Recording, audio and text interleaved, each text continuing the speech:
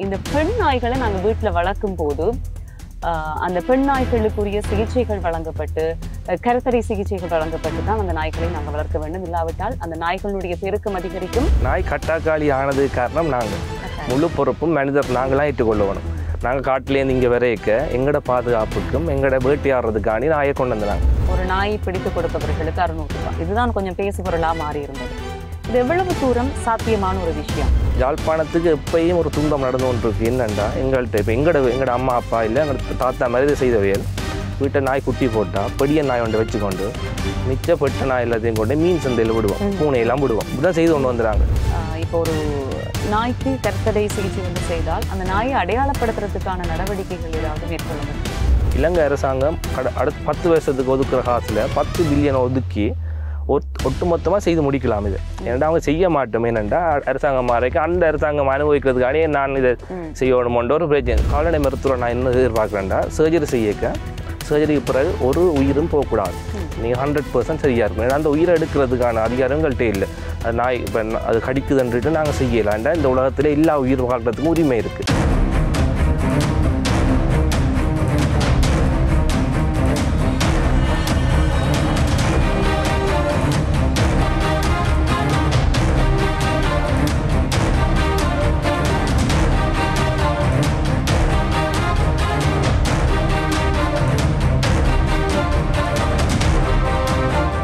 வணக்கம், இது ஐபிசி தமிழின் முப்பரிமாணம். உங்களோடு இணைந்திருக்கும் நான் துவாரகி நாகேஸ்வரன். இன்றைய முப்பரிமாணம் நிகழ்ச்சியில் மற்றொரு சமூக பிரச்சனை சார்ந்த ஒரு விடயத்தை பற்றி பேச போகின்றோம். நாங்கள் எல்லோருமே செல்லப்பிராணிகளை வளர்க்கின்றவர்கள், செல்லப்பிராணிகளுடைய பிரியர்கள். அதிலையும் இந்த நாய்களை வளர்க்கிறதுல பிரியப்படுகின்றவர்கள். விதம் விதமான நாய்கள் எங்களுடைய வீடுகளில் இருக்கும். குறிப்பாக இந்த ஊர் நாய்கள் என்று சொல்லப்படுகின்றவை அதிகமாக யாழ்ப்பாணத்திலே எங்களுடைய வீடுகளில் எல்லோர் வீடுகளிலையும் காவலுக்காக கூட வைத்திருப்பார்கள். அந்த நாய்ப்பிரியர்கள் இன்றைக்கு நாய்களை வளர்க்கறதுல அவ்வளவுக்கு ஆசை இருக்கும். ஒவ்வொருத்தரும் ஒவ்வொரு எல்லா வீடுகள்லையும் இந்த நாய்கள் இருக்கும். குறிப்பா இந்த பெண் நாய்களை நாங்க வீட்டுல வளர்க்கும் போது அந்த பெண் நாய்களுக்குரிய சிகிச்சைகள் வழங்கப்பட்டு கருத்தடை சிகிச்சைகள் வழங்கப்பட்டு தான் அந்த நாய்களை நாங்கள் வளர்க்க வேண்டும். இல்லாவிட்டால் அந்த நாய்களுடைய பெருக்கம் அதிகரிக்கும். அந்த நாய் பெருக்கம் அதிகரிக்க நாங்கள் என்ன செய்வோம், எங்கள்ட்ட இருக்கிற ஒரு பழக்கம், அந்த நாய்களை கொண்டு போய் எங்கேயாவது தெருவில் விடுவோம், இல்லாவிட்டால் சந்தை பகுதிகளில் கொண்டு விடுவோம், ஆள் அரவமற்ற இடங்களில் விடுவோம். அதற்கு பிறகு அந்த நாய்கள் சாப்பாடுகளை தேடி மெதுவாக வேறு இடங்களுக்கு போய் வளர ஆரம்பித்ததுக்கு பிறகு அவை மீண்டும் குட்டிகளை ஈன்று அந்த குட்டிகள் பெருக்கமடைந்து பெரிய ஒரு சமூக பிரச்சனையாக இது மாற்றமடைந்து கொண்டிருக்கிறது. இந்த கட்டாக்காளி நாய்கள் மாத்திரமில்லாமல் இந்த கட்டாக்காளியாக திரிகின்ற கால்நடைகள் கூட இதற்கு ஒரு பெரிய பிரச்சனை. இது விபத்து சம்பவிக்கின்ற ஒரு விடயமாகி போயிருக்கிறது. எனவே சமூகத்துல இந்த விபத்துக்கள் கால்நடைகள் கட்டாக்காளி நாய்களாலே ஏற்படுகின்ற ஒரு விடயம். இன்னொரு விடயம், இந்த தெருநாய் கடிக்க ஆளாகின்றவர்கள். நாங்க வீட்டுல நாய்களை வளர்க்கின்ற சந்தர்ப்பத்துல அதற்கு சரியாக தடுப்பூசிகளை போட்டு அந்த நாய்களை வளர்ப்போம். ஆனா ஒரு தெருநாய்க்கு சரியா தடுப்பூசி போடப்பட்டிருக்காது. இந்த தெருநாய்கள் கடிக்கின்ற சந்தர்ப்பத்துல நாங்கள் வைத்தியசாலைக்கு போகின்ற நேரத்துல அந்த நாய்களை அவதானிக்க முடியாது. வைத்தியர் கேட்கின்ற கேள்விகளுக்கு பதில் சொல்ல முடியாது. எனவே இது ஒரு பெரிய ஒரு பிரச்சனை, பெரிய ஒரு சமூக பிரச்சனை. இது சார்ந்த ஒரு விடயத்தை தான் இன்றைய தினம் நாங்கள் பேச போகின்றோம். இன்றைக்கு 2 பேர் எங்களோடு இணைந்திருக்கின்றார்கள் முப்பரிமாணம் நிகழ்ச்சியிலே. ஒருவர் நல்லூர் பிரதேச சபை உறுப்பினர் ராகுலன் அவர்கள், இன்னும் ஒருவர் கால்நடை வைத்தியர் யசீவன் அவர்கள். 2 பேருக்கும் வணக்கம். வணக்கம். 2 பேரிடமும் நாங்கள் சில விஷயங்களை பேசி தெரிந்து கொள்ள போகின்றோம். ஆளுநருடைய திட்டத்தின் கீழ் நல்லூர் பிரதேச சபை மற்றும் வலிகாமம் கிழக்கு பிரதேச சபை 2 சபையினரும் இப்போது முன்னெடுத்துக் கொண்டிருக்கிற ஒரு திட்டம், இந்த பெண் நாய்களுக்கான கருத்தடை சிகிச்சை வழங்குகின்ற ஒரு திட்டம் முன்னெடுக்கப்பட்டு கொண்டிருக்கிறது. இந்த திட்டம் முன்னெடுக்கப்பட்டதற்கு பின்னர் இது சார்ந்த அறிவிப்பு வந்ததற்கு பிறகு சமூக வலைத்தள பக்கங்கள்ல பார்த்தால் இதனை ஒரு கேலி உள்ளாக்கி மீம்ஸ்களை போட்டவர்களும் இதனை ஒரு கேலி பேச்சுக்கு உள்ளாக்கினவர்களும் அதிகம். அதுல இருக்கிற ஒரு அவசியமான விடயத்தை தெரிந்து கொள்ளாம நாங்கள் சில விஷயங்களை பேசிக்கொண்டிருந்தோம். இன்றைக்கு அது சார்ந்த விஷயத்தை தான் பேச போகிறோம். ஒரு தெரு நாய்களை வளர விடாமல் தடுப்பது எவ்வளவு முக்கியமான விஷயம். ஒரு பெண் நாய் தெருவிலே விடப்பட்டதுக்கு பின்னர் அந்த ஒரு பெண் நாய் எவ்வளவு தூரத்துக்கு குட்டிகளை ஈணும், ஒரு வருடத்துல இது எவ்வளவு ஒரு பிரச்சனையாக மாறும் என்பது தொடர்பாக பல்வேறு விடயத்தை பேச போகிறோம். இது மக்களுக்கு பயனுள்ள ஒரு விடயமாக அமையும். முதல்ல நாங்கள் பிரதேச சபை உறுப்பினர் ராகுலன் அவரிடம் இருந்து முதல் கேள்வி ஆரம்பிக்கலாம். இந்த திட்டம் மக்கள் மத்தியிலே எவ்வளவுக்கு ஆதரவு பெற்றிருக்கிறது? மக்களுடைய ஆதரவு உங்களுக்கு எவ்வளவு தூரம் கிடைத்திருக்கிறது? மக்கள் உண்மையிலே இந்த திட்டம் வந்தது நல்லபடியாக மக்கள் கருதுகிறார்கள் என்று சொன்னால் எல்லா 100% ஆக்கள் இதில் பாதிப்படைஞ்சுக்கிறார்கள். எல்லா விஷயத்துலையும் நடந்து போகிற ஆக்களுக்கு நியாயம் கிடைச்சிருக்கு, ரோடு சைக்கிளில் ஒரு ஆக்களுக்கு நியாயம் கிடைச்சிருக்கு. அப்போ இது வந்து ஹாஸ்பிட்டலில் போய்க்க ஊசி பிரச்சனை கன பிரச்சனைகள் இதில் இருக்குது. கன விடயங்கள் நாங்கள் அறிந்த விடயங்கள். ஆனால் மக்கள் வந்து தங்களோட வீடுகளில் வளர்க்குற நாயாக இருந்தானே, தெருவில் நிற்கிற நாய் என்னென்னா கொண்டு செய்யணும் வேணும், ஆர்வமாக இருக்கணும், இதை கட்டாயமாக செய்யணும் பண்ணது. இரண்டால் இப்போ என்னென்னு சொல்கிறது, இப்போ ஒரு நாய் தங்கட வீட்டு கேட்டுக்கு நிற்கிதுன்னு சொன்னால் அதை ஃபோன் பண்ணினோம் எங்களுக்கு, எங்கட கேட்டுக்கு முன்னுக்கு நாய் நிற்கிது வாங்க பிடிங்கன்னு சொல்லி ஃபோன் பண்ணி எங்களை கூப்பிட்டு பிடிக்கணும். நாங்கள் எங்களோட பிரதேச சபையின் தற்காலிக ஊழியர்கள் வச்சுக்கிறோம். அவையில் கொண்டு நாங்கள் அந்த நாய்களை பிடிச்சு கொண்டு போய் வேறு தடவை செய்கிறோம். இப்போ அந்த ஒரு அறிவிப்பு வந்திருந்தது, ஒரு நாய் பிடித்து கொடுப்பவர்களுக்கு 600 ரூபாய். இதுதான் கொஞ்சம் பேசு பொருளா மாறி இருந்தது. இது எவ்வளவு தூரம் சாத்தியமான ஒரு விஷயம்? இது மக்கள் மத்தியில கொண்டு வரும்போது ஒருவர் இப்போ சாதாரணமாக ஒரு நாயை பிடித்து கொடுத்து 600 ரூபாய், ஒரு 5 நாயை பிடிச்சு கொடுக்கலாம்னு யோசிக்கின்றவருக்கு அந்த நாய் கடிக்கு இலக்காகின்ற சந்தர்ப்பம் இருக்கிறது. எப்படி இந்த திட்டம் கொண்டு வர்றதுக்கு முதல்ல யாரிடம் ஆலோசனைகள் பெறப்பட்டது? எப்படியாக இதனை முன்னெடுத்தீர்கள்? இது வந்து கவர்னர் ஆளுநர்கிட்ட திட்டம், அவை தான் இதை எங்களுக்கு அவற்றை அறிவித்தலுக்கமே தான் நாங்கள் செய்கிறோம். நாங்கள் இப்போ ஒரு நாய் வேலைகள் பழுவின் மத்தியிலையும் ஒரு நாயை தெருவில் நிற்கிற நாயை கொண்டு வரத்துக்கு ஒரு ஆளுக்கு ஒரு ஊக்கத்தொகையாக, ஏன்னா அவர் அதில் ஒரு இன்ட்ரெஸ்ட்டாக அப்படி எங்களோட ஊழியர்கள் கூடி அதில் ஒரு 5 பேர் அதுக்கண்டு வச்சுக்கிறோம் டிசைட் பண்ணி. நீங்கள் 5 பேர் தான் அது நாய் படிக்கிறதுக்கு அவைக்கு சொல்லி கொடுத்து தான் வச்சுக்கணும். அப்போ டாக்டர்ஸும் சில அறிவுறுத்தலை கொடுத்துருக்கணும், முதல் நாளுக்கு பிறகு அடுத்த நாள் கொடுத்துருக்கணும். அதுக்கு அமைவாக அந்த 5 பேரும் அந்த நாய் பிடிக்கிறதுக்காகவே போயினோம். அப்போ அவைக்கு வந்து அது ஒரு ஊக்கத்தொகையாக இருக்க அவையும் அதில் விருப்பம் காட்டினோம். ஆர்வமாக அந்த நாய்களை அங்கே நிற்கிது இங்கே நிற்கிதுன்னு சொன்னோன்னே ஒரு பிடிச்சு கொண்டு வரக்கூடிய மாதிரி இருக்குது. அவர்களுக்கு ஏதாவது பயிற்சிகள் இதுக்கு முன்னர் இல்லை அவைக்கு இது பயிற்சி ஒன்றும் வழங்கல. ஆனால் நாங்கள் அவைக்கு பாதுகாப்பு கவசம் கொடுத்துருக்கோம். அந்த தம்புட்ஸ்ன்னு சொல்கிற அந்த பூட்ஸும் க்ளவுஸும் கொடுத்துருக்கு. அப்போ அவை அதால் பாதுகாத்து கொள்ளிங்க. நான் இது இன்னொரு கேள்வியை வைத்தியரிடம் வினவலாம் இருக்கிறேன். ஒருவரை வந்து இப்போ நாங்கள் இப்படி நாய்களை பிடித்து கொண்டு வாருங்கள் என்று சொல்கின்ற நேரத்தில் அவர்களுக்கு எப்படி முன்னாயத்தமான பயிற்சிகள் வழங்கப்பட வேண்டும்? அதுக்கு முன்னுக்கு அவர்களுக்கு ஏதாவது தடுப்பூசி வழங்குறதுக்கான விடயங்கள் ஏதாவது இருக்கிறதா? முதல்ல இந்த திட்டம் வந்ததுக்கு நான் நல்லூர் பிரதேச விட தவிசாலம் மற்ற அங்கே வேலை செய்கிற எல்லாருக்கும் நன்றி சொல்லணும். ஏனெண்டா இந்த திட்டம் சமூக வலைத்தளத்தில் இப்படி ஒன்று வந்த உடனே இவன் கொழும்புலேருந்து கூட கால் பண்ணி கேட்டு இது ஒரு முன்னுதாரணமான இதுதான். இது ஒரு அவேர்னஸ் கொண்டு வரும் பப்ளிக்கு, இப்படி ஒன்று இருக்குது கட்டாயம் செய்யணுமெண்டு. இதை வந்து நாங்கள் தொடக்கத்திலேயே அவைக்கு அதை பற்றிய விமர்சனங்களை கொடுக்குறத நான் விரும்பலை. இருந்தாலும் டெக்னிக்கல் சைட் வந்து எங்கட பக்கம் அது கால்நடை மருத்துவர் என்ற ரீதியில் டெக்னிக்கல் இந்த சிரிஞ்சாக்கள் இது வந்து ஒரு ஜூனோட்டிக் டிசீஸ், அதாவது ரேபீஸுக்கு வந்து ரேபீஸ் நாய் உங்களுக்கு அடிச்சுதுண்டா உடனடியாக ட்ரீட்மெண்ட் எடுக்கணும், இல்லாட்டி உங்களுக்கு மரணத்தில் முடியும். அப்படியா இருக்க இப்போ ஏற்கனவே ட்ரெயின் பண்ணினாக்கள் சில மாணவர் சபைகள் வச்சிருக்கணும், அதாவது ட்ரெயின் பண்ணப்பட்டாக்கள் அதுக்கு முதல் தடுப்பூசி பெறப்படும். இப்போ நாங்கள் என்ன செய்கிறோம், நாங்கள்னா வெட்டினரி டாக்டர்ஸும் மற்றது நாய் பிடிக்கிறார்கள் அது நாய் சம்மந்தமாக அதோட இன்வால்வ் ஆகிறாக்கள் வந்து ப்ரீ எக்ஸ்போஷர் ரேபீஸ் வேக்சின் எடுத்திருப்போம். அதாவது நாங்கள் இந்த வேக்சின் எடுத்தபடியாக நாய் கடிப்பு இலக்கானாலும் எங்களுக்கு அது பாதிப்பு இல்லை, அதை கட்டாயம் செய்திருக்க வேண்டும். நான் யோசிக்கிறேன் இந்த எதிர்காலத்தில் இதுக்கு அடுத்த இது நீங்கள் செய்யக்க அதை கட்டாயம் கருத்தில் கொள்ளுவீங்கள். அது உங்களுக்கு மேலும் வரும் கூட இந்த நிகழ்ச்சியை வந்து மேலும் வந்து இதில் சக்ஸஸ் ஆகிறதுக்கு உதவியாக இருக்குமென்று நான் நம்புகிறேன். இப்போ எந்தெந்த பகுதிகளில் நல்லூர் பிரதேச சபையில் எந்தெந்த பகுதிகளில் இந்த திட்டம் முன்னெடுக்கப்பட்டிருக்கிறது? இப்போ அண்ணளவாக எவ்வளவு நாய்களுக்கு கருத்தடை சிகிச்சை வழங்கப்பட்டிருக்கிறது? நாங்கள் வந்து கொக்குவேல் மேற்கு பகுதி, கொக்குவேல் கிழக்கில் சில இடங்கள், திருநெல்வேலி, அரியாலை, கல்வியங்காடு போன்ற பகுதிகளில் இன்னுமொரு அதுகள் செஞ்சுருக்கிறோம். இன்னுமொரு 6 கிராம சேவை பிரிவு இருக்குது. இன்றைக்கும் செய்ய இருந்தாங்கள், அது மழை காரணமாக நிறுத்தப்பட்டிருக்கு. அன்னளவாக ஒரு அரியாலையில் வந்து 45 நாய்கள் செய்தார். அன்னளவாக பாக்கி ஒரு 120-130 நாய்களுக்கு மேலே நல்லூர் பெரிய சபைகளில் செய்யப்பட்டிருக்கு. வீட்டு நாய், தெருநாய் உட்பட. நான் இதில் ஒன்று இதை ஆட் பண்ணணும்னு யோசிக்கிறேன். இலங்கையில் சாதாரணமாக என்னென்னு சொல்கிறோம்னா, இலங்கை மக்களோட சனத்தொகையிட 8 ஆட்களுக்கு ஒரு நாய் என்று தான் சாதாரணமாக கருதப்படுது. இது ஒரு சர்வே கொண்டு நடந்திருக்கு, ஆனால் சரியான புள்ளி விவரம் இல்லை. எங்கேயோ ஒரு இடத்துல செய்திருக்கிறோம் 8 ஆட்கள் இருந்தால் ஒரு நாய் இருக்கும். இப்போ நீங்கள் நல்லூர் பிரதேச சபையில் உங்களோட சனத்தொகை தெரிஞ்சிருக்கும், அதில் 8 ஆள் பிரிச்சிங்கன்னா உங்களுக்கு கிட்டத்தட்ட இவ்வளோ நாய் இருக்குன்னு தெரியும்.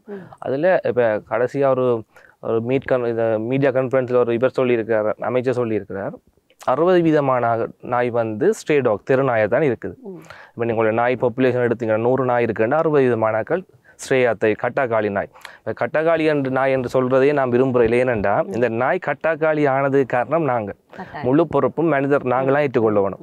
நாங்கள் காட்டிலேருந்து இங்கே வரைக்க எங்களோட பாதுகாப்புக்கும் எங்களோட வேட்டையாடுறதுக்காண்டி நாயை கொண்டு வந்து நாங்கள் வீட்டுக்கு கொண்டு வந்துட்டு இப்போ நாங்கள் சுயநலம் அதை பொறுப்பேற்ற ஒரு உரிமையாளர் தான் நாங்கள். அப்படி என்னென்னா இப்போ சில பேர் சொல்லுவீங்கன்னா நாங்கள் சாப்பாடு கொடுக்குறோம், நீங்கள் சாப்பாடு கொடுத்துட்டு உங்களோட வீட்டுக்கு வெளியில் வந்துட்டேன்டா நாய், அந்த நாய் தெருநாய் அல்லது கட்டாக்காளி நாய் என்ற கருத்து தான் எடுக்கப்படும்.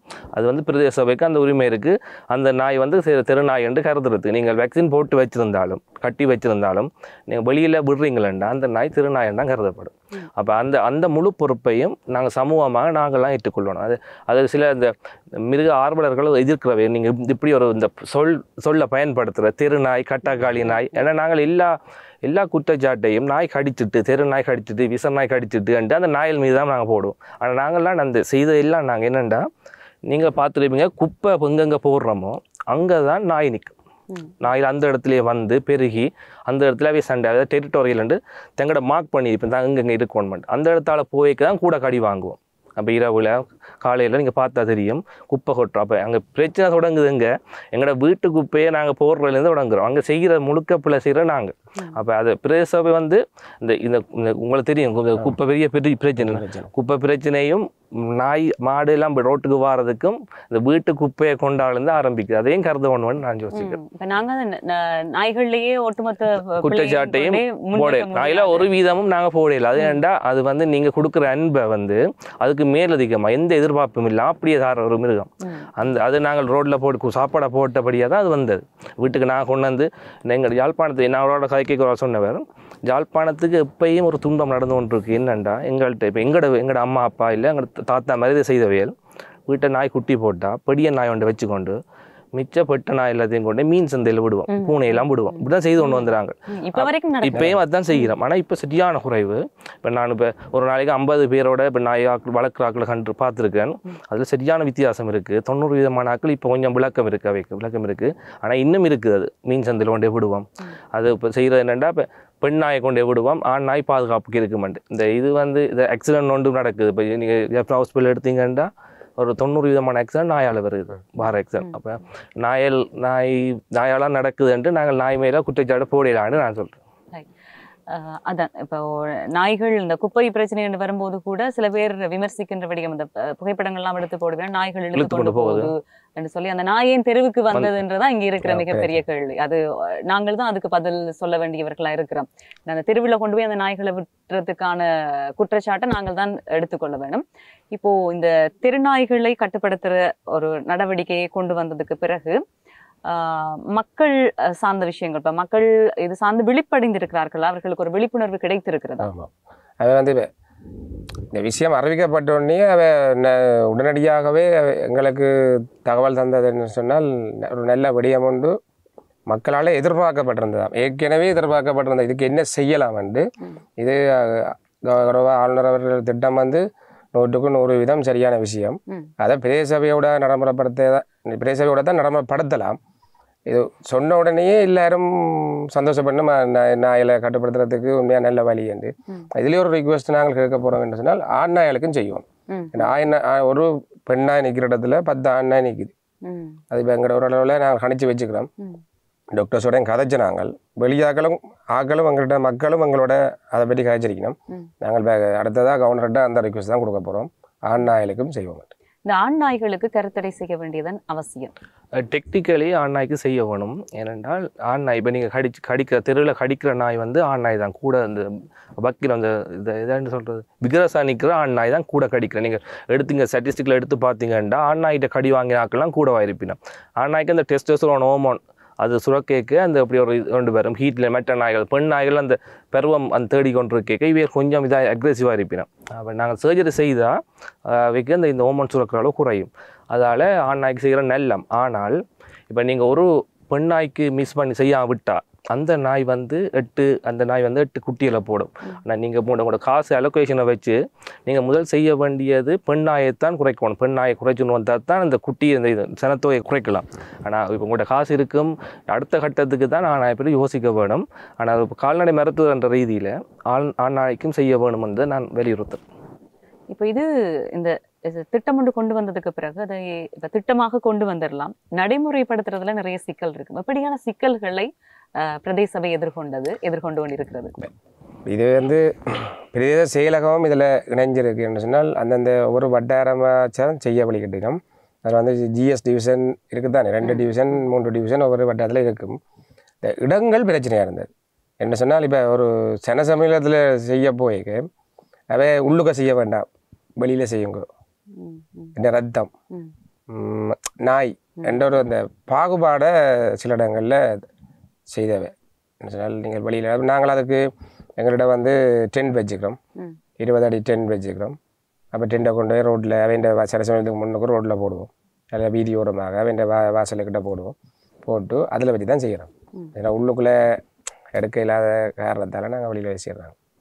ஒரு நாய்க்கு கருத்தடை செய்வதற்கு பின்னர் பின்பற்ற வேண்டிய சில நடைமுறைகள் இருக்கும், அதை சரியாக பின்பற்றுகிறோம். அதே இப்போ நாய் முதல்ல ஊசி போட்டு நாய் மயங்குது.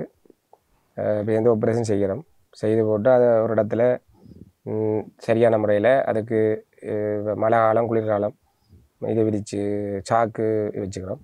அது விரித்து அதில் அவைய கிடத்தி விடுறது. ஒரு குறிப்பிட்ட நேரத்துக்கு பிறகு நாங்கள் அதை இப்போ திருப்பி அந்த வெளியாக்கல்னு சொன்னால் தெளிஞ்சோடனே கொண்டு போயிடும். அதுக்கு அவைக்குரிய அறிவுறுத்தல் எல்லாம் மிருக வைத்திய அதிகாரியால் அவைக்கு அறிவுறுத்தல் வழங்கப்படுது. வீட்டை கொண்டு வர நாய்க்கு எங்கள்கிட்ட நிற்கிற வீதியோரங்களில் நாங்கள் பிடிக்கிற நாய்களுக்கு வந்து நாங்கள் கூடு வச்சுக்கிறோம். அந்த கூட்டுக்குள்ளே அவையை கொண்டு போய் நாங்கள் நல்லூர் பெரிய திருநெல்வேலி சந்திக்கு பக்கத்தில் ஒரு பெரிய சபைன்ற ஒரு வீடு ஒன்று இருக்கும். அங்கே கொண்டு அவையை கூட்டோட இறக்கி வச்சு அவைக்கு பால் வச்சு சாப்பாடெல்லாம் வச்சு அடுத்த நாள் தான் திருப்பி அவையை எங்கே பிடிச்ச இடமோ அங்கே வந்து அவையே வருவோம். ஏன்னா அதில் வந்து நாங்கள் பிடிச்ச இடத்துல சில பேர்கிட்ட வந்து அவை சொல்லிட வேண்டாம், நாங்கள் பிடிக்கலாம் இருக்குது, நீங்கள் பிடிச்சி இதுலேயே கொண்டு விடுங்க. எல்லாருமே என்ன சொல்லிட வேண்டாம், இதுலேயே கொண்டு பிடிச்ச இடங்களில் தங்களை கேட்டு தங்களோட ரோட்டில் நிற்கிறது அதிலே விடுங்க. அது வந்து நாங்கள் சாப்பாடு வைக்கிறாங்கன்னு சொல்லி சொன்னதால நான் இதில் ஒரு ஆட் பண்ணோன்னு என்னட்டா, இலங்கையில் சட்டம் இருக்குது, ரேபிஸ் சட்டம் இருக்குது, அனிமல் ஆக்ட் இருக்குது. அதில் வந்து இப்போ நீங்கள் நாயை வளர்க்குற ஆள் வந்து நாயை வெளியே விட்டாலே அவைக்கு சட்டத்தில் அவைக்கு தண்டனை கொடுக்குறது இடம் இருக்குது.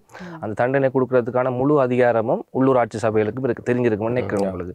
ஆனால் நான் என்ன யோசிக்கிறேன்னா, அந்த சட்டம் வந்து மக்களை கஷ்டப்படுறதுக்குண்டு இல்லை, அது எல்லாரும் சேர்ந்து வாழணும், அந்த ஒன் ஹெல்த் எல்லாரும் சேர்ந்து வாழணும்ன்றதுக்காண்டி தான் சட்டம் இருக்குது. இப்போ நாங்கள் நினச்சா இவை சட்டத்தை அமுல்படுத்தி நீங்கள் இப்போ கிணவே சொல்லுவினோம், எங்களோட இப்போ ஹாஸ்பிட்டலுக்கு வாராக்கள் சொல்லுவினோம், நாய்க்கு புழு பிடிச்சி காயமாக இருக்கும், அவைக்கு சொல்கிறது வெக்கமாக இருக்கும், தங்கட நாய்ண்டு டாக்டர் இப்போ வீட்டை வாரது நாய் வாசலுக்கு வாரது நாங்கள் சாப்பாடு வைக்கிற நாங்கள் பிடிக்க மாட்டோம், நீங்கள் வந்து பிடிக்கிறீங்க. சட்டம் என்ன சொல்லுதுண்டா, ஒரு நாய்க்கு சாப்பாடு வச்சாலே நீங்கள் தான் அதுக்கு உரிமையாளராக ஆவீங்க.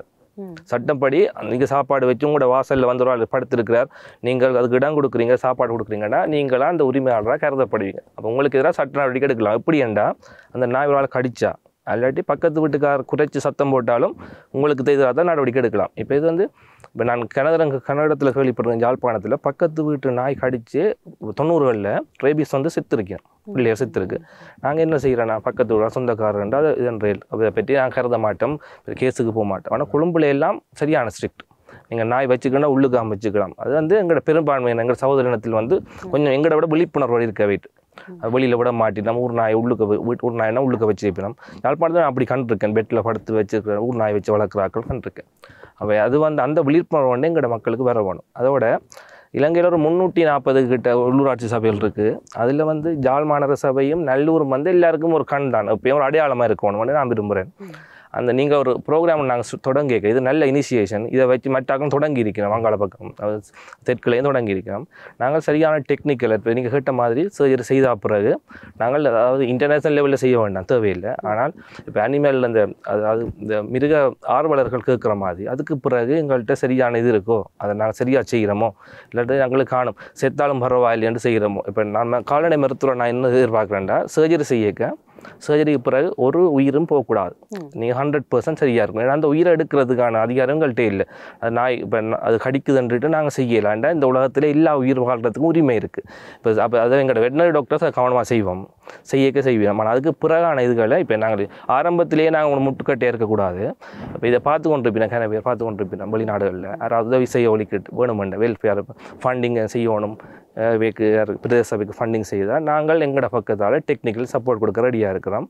அது அவையிலும் சேர்ந்து எல்லாரும் சேர்ந்து செய்யணும் என்றால் நான் விரும்புகிறேன். நிச்சயமா. ஏன்னா இது ஒரு பாரதூரமான ஒரு விஷயம். இப்போ ஒரு திருநாய் ஒன்று கடித்து விட்டதுன்னு சொல்லி சொன்னா வைத்தியருக்கும் அது ஒரு பெரிய சிரமமா இருக்கும்.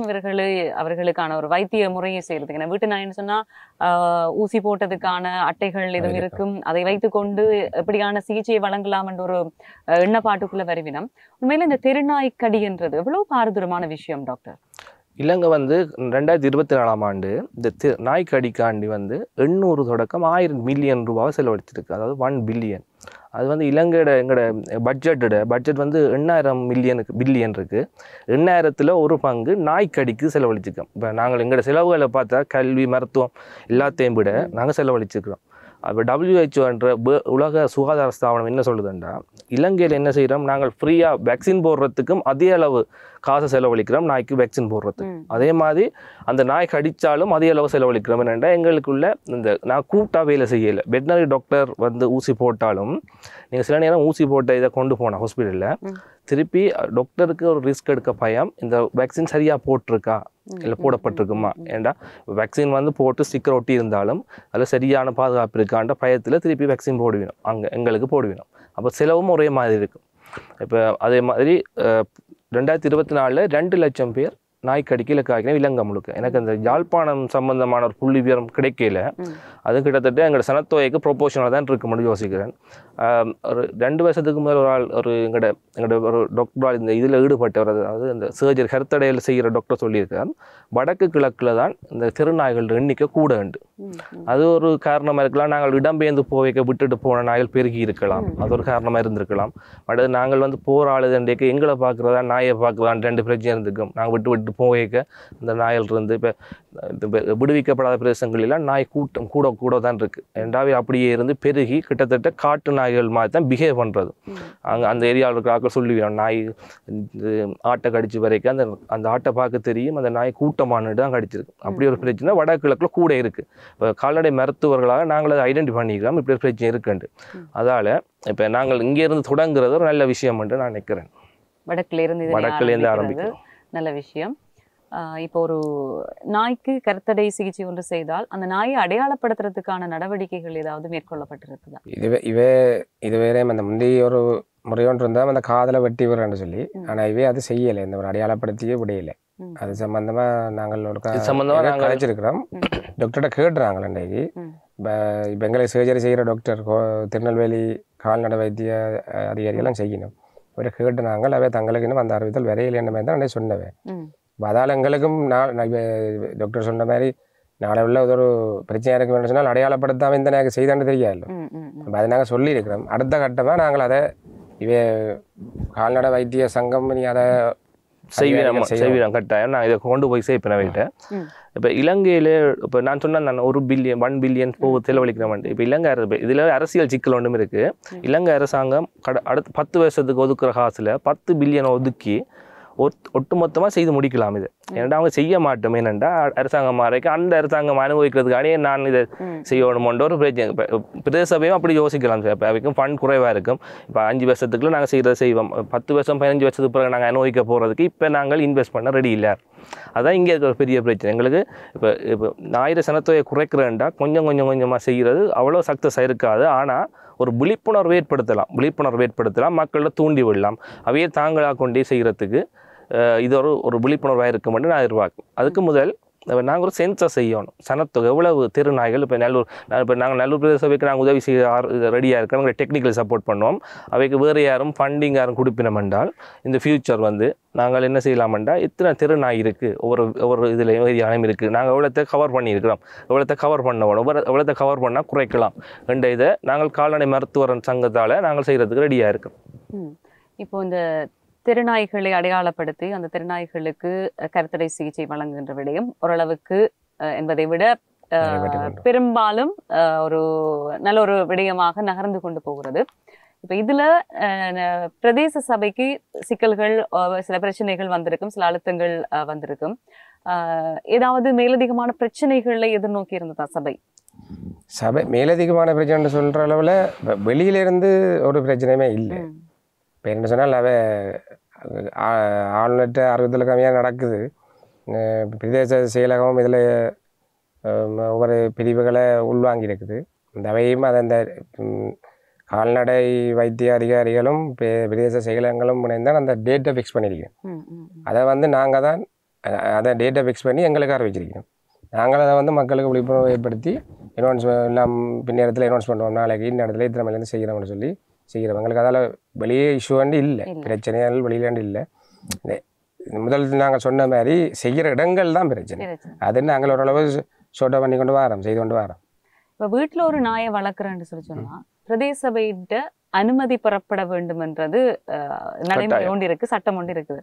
அந்த சட்டம் எவ்வளவு தூரம் பின்பற்றப்படுது? இதுவரை காலமும் இப்போ குறிப்பிட்ட காலத்தில் அப்படியாக இவை பின்பற்றப்படையலை. ஆனால் நாங்கள் கடந்த ஒரு மீட்டிங்கில் கதைச்சிருக்கிறோம், கூட்டத்தில் இதை பற்றி கதைச்சிருக்கிறோம்னு சொன்னால் வீட்டை வளர்க்குற நாய்களுக்கு பட்டியல் ஸ்பெஷலாக எல்லாரையும் பதிஞ்சு பட்டியலிங்க சொல்லி. இதில் என்ன ஒரு பிரச்சனை இருக்குண்டா, இது 1950 வந்த சட்டங்கள் 59 அதுக்கு அமெண்ட்மெண்ட் வந்தோன்று இந்த திருத்தி கொண்டு வந்தது. இன்னும் 5 ரூபா தான் உங்களுக்கு ஒரு நாயை பதிகிறதுக்கு 5 ரூபா அந்த தகடுக்கு. சரி, அப்போ பிரதேச சபையில் என்ன யோசிக்கும் போது எங்களுக்கு வருமானம் வர வழி தான் பார்ப்போம். ஏன்னா அவைக்குள்ள அவையில் சிக்கல் அவைக்கு தான் தெரியும். ஏன்னா வேலையாக்கள், அங்கே ஊழியர்கள் எல்லாம் பற்றாக்குறை, அவங்கள வச்சு இதுகளை ரெஜிஸ்டர் பண்ணி 5 ரூபான்றது நாங்கள் இப்போ எங்களோட கால்நடை மருத்துவ சார்பாக இந்த கூட்டணும் பண்ணி கேட்டுருக்கோம். சட்ட பாராளுமன்றத்தில் இதை சமர்ப்பிக்கணும். இதை மைக்ரோ சிப்பிங் அண்ட் இது கொண்டு வரணும். மைக்ரோ சிப்பிங் அடிப்போம், அது கொஞ்சம் காசை கூட்டி பிரதேச சபைக்கு வருமானத்தை கூட்டி அந்த இதுதான் நாங்கள் எதிர்காலத்தை செய்தால் மட்டும்தான் இதை கொண்டெல்லாம் கட்டாயப்படுத்தி. இல்லாட்டி உங்களுடைய இருக்க சட்டத்தை வச்சு செய்யலாம், எல்லாரும் ரெஜிஸ்டர் பண்ணணும்ட்டு. ஆனால் அதாவது சோஷியல் இஷ்யூஸ் வர வலிக்கிடும். இப்போ மக்கள் அதை நல்லா குட் ஃபீல் பண்ணாமல் அப்படி நாங்கள் சட்டங்களை கொண்டு வந்து பிரயோசனம் இல்லை. அது பிரச்சனையே வரும். அது ஒரு சட்ட சிக்கல் ஒன்றும் இருக்குது. எதிர்காலத்தில் இல்லை. இந்த அரசாங்கம் இப்போ இருக்க அரசாங்கம் அவங்கள ஒரு 2050 நோக்கித்தான் யோசிச்சு நகர்ந்து கொண்டு இருக்கிறோம். அப்போ நாங்களும் அதுதான் யோசிக்கும். எந்த அரசாங்கம் பண்ணாலும் பரவாயில்ல, எங்களோட நாடு எங்களோட மண். இப்போ எங்களோட மண்ணுண்டா யாழ்ப்பாணம் முதல், அதுக்கு அடுத்தது வட மாகாணம், இலங்கை நல்லா இருக்கணுமெண்டா எல்லாரும் சேர்ந்து வேலை செய்யணும். அதில் அரசியல்வாதிகள், மற்றது வெட்டினரி டாக்டர், மற்ற ஹியூமன் டாக்டர், அக்ரிகல்ச்சரிஸ்ட், இல்லை சமூகம், ஒன் ஹெல்த் அண்ட் இதுக்குள்ளே சேர்ந்தால் மட்டும்தான் இந்த பிரச்சனையை நாங்கள் இல்லாமல் பார்க்கலாம். வைத்தியர்கிட்ட இன்னொரு கேள்வி, இப்போ கால்நடைகளும் பார்த்தோம்னு சொன்னால் கட்டாக்காலியாக தெரிகின்ற ஒரு நிலைமை இருக்கு. பசுமாடுகள் கூட வீதிகளில் திரிகிறத பார்க்குறோம். அந்த வீதிகளில் திரிகைக்கு என்ன செய்யணும்னு சொன்னால் ஒவ்வொரு வீட்டுக்காரரும் தங்கட வீட்டில் மிஞ்சி போயிருக்கிற சாப்பாடுகள், மீதம் இருக்கிற சாப்பாடுகளை அந்த மாடுகளுக்கு வைக்கிறத கண்கூடா பார்க்குறோம். கஞ்சி வைப்பினம், பான் வைப்பினம், பலாப்பழத்தினுடைய அந்த கோதுகளை வைப்பினம், பழுதடைந்த உணவுகள் கூட சில வேளை வைக்கப்படலாம். இது என்னுடைய மிருகம், என்னுடைய மாடண்டைக்க நான் அதை பற்றி நான் யோசிப்பேன். இல்லாட்டி என்னுடைய இருக்கிற சாப்பாட்டை வச்சிருவணும். தாங்கள் சொந்தமாக வச்சுக்கிற மாட்டுக்கு எங்களோட ஒரு பழக்கம் இருக்குது, வீணா போகக்கூடாது, மாட்டுக்கு கொடுப்ப மாட்டோம். பிலாப்பழம் ரெண்டு இது டேஸ்ட் இல்லைன்றா அந்த சில நேரம் 20 வருஷமாக மாடு வச்சுக்கிற ஆளே அந்த பிலாப்பழத்தை கொடுத்துட்டு வந்து நிற்பினோம். பட் அப்படி வந்து நிற்போம். அப்படி ஒன்று இருக்குது. அதை விட இப்போ கோயிலில் இப்போ திருநெல்வேலியில் இங்கே கோயிலில் அன்னதானம்ண்டா எங்களுக்கு நிச்சயமாக தெரியும். ஒரு மாடு வளர்க்குறவாள் வருவாருங்கள்ட்ட வருத்தமண்டு ஏன்டா மிச்ச அன்னதானத்தை நான் கொட்டிடுவோம். கல்யாணம் அப்படி நடந்தால் இப்படி நடந்து ஒரு கொண்டாள் ஒரு இடத்துல நடந்தது. ஒரு திருமண மண்டபத்தில் மிஞ்சின சாப்பாடெல்லாம் சாப்பிட்டு 10 மாடு, அதாவது பால்தார மாடு ஒரே நாளில் செத்துது. அப்படியான விஷயம்லாம் நடந்திருக்கு. இதுக்கு உண்மையான காரணம் என்னென்னா, இப்போ அந்த மாட்டை வெளியில் விடுறாக்கள் பரம்பரையாக மாடு வளர்க்குறவைகள் அதுக்கு இப்போ ஒரு 10 வருஷம் 20 வருஷத்துக்கு முதல் அவை பழக்கப்பட்டுட்டோம் இப்படி வளர்த்து. ஆனால் இப்போ அதை செய்யலாம். என்னென்னா சன நெருக்கடி கூடிட்டு நகரங்கள்லாம் டெவலப் ஆகி கொண்டு வருது. அவையில் மேலே பொறுப்பேற்ற ஆக்கள் சுயநலம் என்ன செய்யணும்னா, காலையில் சாப்பாடு வைப்பினோம், காலையில் திறந்து விடுவினோம். அது சாப்பிட்டு இரவு திருப்பி அங்கே சாப்பிடும். இப்போ சாப்பிடக்கு என்ன நடக்குமெண்டா, ஒன்று சமூக ரீதியான பிரச்சனை இருக்குன்னா ஆக்சிடென்ட், மாட்டால் ஆக்சிடென்ட் வர கூட. மாடு என்ன செய்ய மாட்டது, மாட்டிலேருந்து வர ஜூனோட்டிக் டிசீஸ் மனுஷருக்கு பரவுற நோய்கள், அது கணக்கு உயிர்கொல்லி நோய்கள் இருக்குது. அப்போ அது பற்றி அவேர்னஸ். இப்போ வீட்டை நிற்கிற மாடுண்டா டாக்டர் போனாருண்டா, கால்நடை மருத்துவர் போனால் செக் பண்ணி ஹெல்த் எல்லாம் தெரியும். இப்போ இந்த இவையில் நிற்கிறேன் வீட்டில் பகலில் நிற்க மாட்டேனா, அவள் இவைக்கு என்னென்ன வருத்தம் இருக்குன்ட்டு ஃபார்மருக்கும் தெரியாது. அவைக்கு வேணும் அப்படின்டா பால் வந்தால் சரி, சாப்பிடாம விட்டால் மட்டும்தான் அவையல் டாக்டர்கிட்ட போக யோசிப்பினோம். ஆனால் சாப்பிட்டு கொண்டே அவையல் நோயை காவுறாக்களாக இருப்பினோம். அது தெரிஞ்சிருக்காது. அப்போ இந்த விஷயத்தை என்ன செய்யணும் பண்ண நாங்கள் பிரதேச சபை ஒன்று செய்யலாம். இப்போ அவையில் ஒரு 100% நிப்பாட்டியில் அப்படி செய்யுங்கொண்டே அவையோட வாழ்வாதாரம் பாதிக்கப்படும். அப்படி அந்த வெளியில் கட்டாக்காளி ஆவிட்டு விடுற ஆக்கள் கட்டாயம் வந்து வெட்டினரி டாக்டரோட ஒரு ஹெல்த் சர்டிஃபிகேட் வச்சுருக்கணும். அண்டு அப்படியே திட்டத்தையும் கொண்டு வரலாம். ரெண்டாக கொண்டு வரணும். ஒரு மாதத்தும் டாக்டர் வந்து பார்த்து அவங்களுக்கு வருத்தம் இருக்கா என்று கொஞ்சமாக அவையில் கொண்டே டாக்டர்கிட்ட இன்ட்ரோடியூஸ் பண்ணி இப்போ நீங்கள் என்ன செய்யலாம்டா நாங்கள் இப்போ ஏன் இவியல் திறந்து விடினவைக்கு புல்லு காணாது, புல்லு கொடுக்குறதுக்கு ஏதாவது மானியம் கொடுக்கலாமண்டா முன்னுரிமை கொடுக்கலாம் அவைக்கு. அதுக்காண்டி அவையலுக்கு முன்னுரிமை கொடுக்கணுமென்ற அவை செய்கிற சரியண்டு இல்லை. இதை நிப்பாட்டுறதுக்கு அவைக்கு அப்படி செய்யலாம். நீங்கள் பிடிச்சிங்கண்டா மாட்டை பிடிச்சா டாக்டர்கிட்ட கூட்டிகிட்டு போகணும். அந்த ஏரியாவில் இருக்க டாக்டர் இவை காது அடிச்சிக்கிறமான்னு கேட்டு அவைக்கு அறிவுரை கொடுக்கணும். மாட்டை நீங்கள் வீட்டுக்கு வச்சு வளர்க்குறதுக்கு நாங்கள் என்ன செய்யலாம், வெட்டினரி டாக்டர் என்ன செய்யலாம் வேண்டா வெட்டினரி டாக்டர் சில யோசிப்போம். அவைக்கு புல்லு வெட்டுற மெஷின் வந்தால் மானியமாக கொடுக்க முன்னுரிமை கொடுத்து அப்போ நீங்கள் சேர்ந்து வேலை செய்தால் இதை குறைக்கலாம்னு நான் யோசிக்கிறேன். உண்மையிலே நல்ல ஒரு விஷயம். ஏன்னா இந்த கட்டாக்காளியாக வெளியிலே தெரிகின்ற மாடுகள், ஆடுகள் போன்றவற்றால் கூட நிறைய வீதி விபத்துக்கள் உருவாகிறதுக்கான வாய்ப்பு. அடுத்தது இந்த நீங்க சொன்ன மாதிரி மாடுகளுக்கும் வருத்தம் வரும். அதனை உணவாக உட்கொள்ற இன்னொரு கேள்வி என்னிடம் இந்த நேரத்தில் இருக்கு, இந்த பசும்பாலில் இந்த கிருமி தொற்று வர்றதுக்கான வாய்ப்பு இருக்கா? பசும்பால் வந்து ரோ மில்க், அதை நான் காய்ச்சாமல் குடித்தா எல்லா வருத்தம் வரும். அது கூட எல்லா மாட்டுலேருந்தும் வரலாம். நீங்கள் வீட்டில் வளர்க்குற மாடுனாலும் சரி, ரோட்டில் தீர மாடுனாலும். ரோட்டில் இப்போ கட்டாக்காளியாக தீர மாடுகளில் ஒரு பிரச்சனை இருக்குது. இப்போ நாங்கள் ரீசெண்டாக கதைக்கிற விஷயம் மைக்ரோ பொலித்தீன்ன்றது. அந்த பொலித்தீனை சாப்பிட்டு நீங்கள் மாட்டை இப்போ நான் நாளைக்கு இன்றைக்கும் சில நேரம் பின்னே ஒரு சர்ஜரி செய்ய கிடக்கு. அரைவாசி பொலித்தீன் இருக்கும் அங்கே சாப்பிடல மாடு, ரோட்டில் தீர மாடு. அது பொலித்தீன் தான் உள்ளுக்கே இருக்குது. மாட்டோட அரைவாசி குடலில் வந்து அரைவாசி இடத்தின்றப்பி இருக்கும் பொலித்தீன். அந்த பொலித்தீன்லேருந்து மைக்ரோ பொலித்தீன் நீங்கள் கேள்விப்பட்டிருக்கேன், அந்த பிளாஸ்டிக்லேருந்து வர்றது. அது பாலுக்குள்ளே வருதுன்னு இப்போ ஆராய்ச்சியை சொல்ல வலிக்குது. அப்போ நாங்கள் இதெல்லாம் யோசிக்க முடியும். இப்போ அது வந்து அங்கே இப்போ மாடு வளர்க்குற தெரியாது இப்படி ஒரு பேச்சு இந்த பாலில் வரப்போகுது. இப்போ பாலை செக் பண்ணுற அளவுக்கு எங்கள்கிட்ட அவ்வளோ இப்போ இன்னும் ஸ்ரீலங்காவில் டெவலப் ஆகல. இன்னும் ஒரு 10 வருஷத்து இதாலேயே கணக்கு பிரச்சனை கேன்சர்கள் வரலாம். இன்னைக்கு நிறைய விஷயங்கள் பேசியிருக்கிறோம். பிரதேச சபை உறுப்பினர் ராகுலன் அவர்கள் எங்களோடு இணைந்திருந்தார். அதே போன்று கால்நடை வைத்தியர் யசீவன் அவர்கள் இணைந்திருந்தார். இன்றைக்கு இந்த தெருநாய் பிரச்சனைகள், அதாவது நாங்கள் நாய்களை வீட்டில் வளர்க்குற நாய்களை கூட வெளியில விடுறதும், இன்னொரு பக்கம் நாங்கள் பெண் நாய்களை வீட்டில் ஒரு 5 குட்டி போடுதுன்னு சொன்னா 5 குட்டியில 3 குட்டி பெண் குட்டின்னு சொன்னா அந்த பெண் குட்டியை கொண்டு எங்கேயோ சந்தை பகுதியிலேயோ இல்லை அரவமற்ற இடங்கள்லையோ விட்டுட்டு வந்துடுவோம்.